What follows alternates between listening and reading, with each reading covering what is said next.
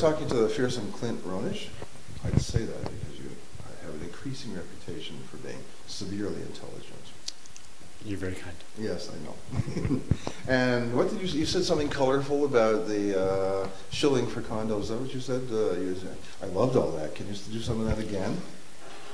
No, well, I'm happy to have my gallery in the Queen West district.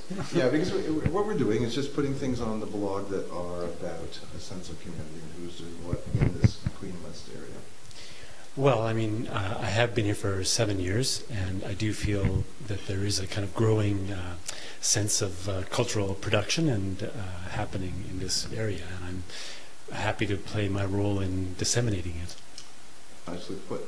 Listen, if I were to ask you a question that's almost impossible to answer, could you find your way to answer the question, you know, what do you like? I mean, as an art gallery dealer, you must have infinite choices. What do you like to show? What are you interested in? Well, I'm interested in having a dialogue when I can between Canadian artists and international artists, which I try and do through group exhibitions such as the one we're standing in now.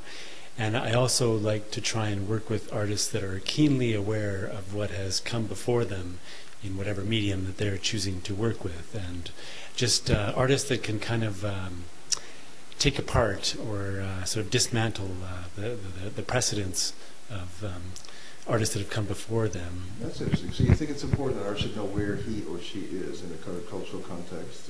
In 2011, it's crucial to understand your... It's so interesting to hear you say that, because I would have thought most people felt we were in such a constantly shifting multicultural, kind of quicksand that nobody knew with any certainty where they were. I keep encountering artists who are doing things like art of the 60s and 50s and don't know it, which I think is really discouraging. In that case, I would not say that ignorance is bliss. No, I just think there's a certain phobia about history, and it's really refreshing for you to say that you're interested in artists who know something about what came before and what might come after. Well, I think I agree with you that there is a sense that everything is in flux and everything is possible, anything goes. Whether or not it will stick as art is, time will tell. But at the same time, there is a kind of diluted sense of authorship and ownership. Things flying around the internet, images and being reposted. You have a kind of murky sense of who did what when. But nevertheless, I think that it is important to be aware of what came before. You still think there's a life for the heroic individual artist personality, as opposed to an artist getting submerged into the corporate and the committee-like do you think it's...